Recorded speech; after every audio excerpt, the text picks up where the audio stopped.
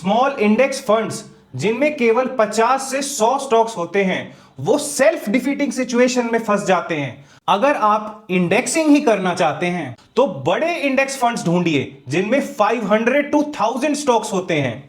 1960-70s में America में एक फ्रेंजी ने जन्म लिया जिसमें सब चेज करने लग गए large cap top 50 quality stocks.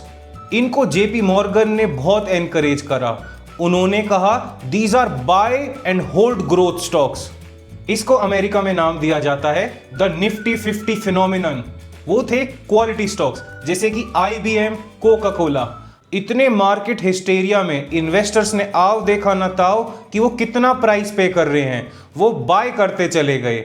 जो उनकी बाइंग से बुल मार्केट शुरू हुआ वो उन स्टॉक्स को ले गया 50 to 60 टाइम्स अर्निंग मल्टीपल।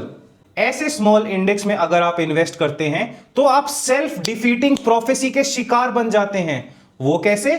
अगर आपके स्मॉल इंडेक्स ने इतनी पॉपुलैरिटी गेन कर ली तो आपको अच्छे रिटर्न्स तो अगले 5 साल में ही मिल जाएंगे। But we are long term investors, हमें SIP करनी है अगले 20 से 30 साल तक। अगर वो स्टॉक अगले 5 साल में ही इतने ऊपर आ जाएंगे तो हमारा SIP का पैसा महंगे दाम पर लगेगा उन्हीं स्टॉक्स में।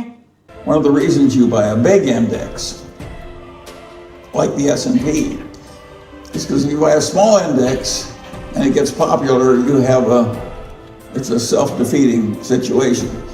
When the Nifty 50 were the rage, JP Morgan talked everybody into buying just 50 stocks. And they didn't care what the price was, they just bought those 50 stocks. And of course, in due time, their own buying forced those 50 stocks up to 60 times earnings. Whereupon it broke and everything went down by about 2/3 quite fast. अगर आपको deep concentration में नहीं फंसना कि आपने सिर्फ 10 stocks में अपना पूरा पोर्टफोलियो डाल रखा है और आप ब्रॉड इंडेक्स फंड में इन्वेस्ट करना चाहते हैं तो ब्रॉड इंडेक्स फंड में ही इन्वेस्ट कीजिए।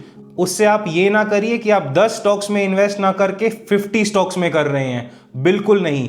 ब्रॉड का मतलब ब्रॉड जाइए। जैसे हम इंडिया में हैं तो निफ्टी 500 इंडेक्स फंड में इन्वेस्ट कीजिए। निफ्टी 1000 फंड भी अगर मिलता हो तो निफ्टी 1000 इंडेक्स फंड में इन्वेस्ट कीजिए, पर निफ्टी 100, निफ्टी 50 में बिल्कुल मत आइए। आप देख सकते हैं कि निफ्टी 50 में ही मार्केट वैल्यूएशन कुछ स्टॉक्स का तो 50, 60, इवन 100 टाइम्स पर भी है। अगर आपको दूसरी डायरेक्शन में जाकर अपना पोर्टफोलियो कॉन्सेंट्रेट करना सीखना है तो डिस्क्रिप्शन में दी हुई वीडियो को देखना ना भूलें। धन्यवाद।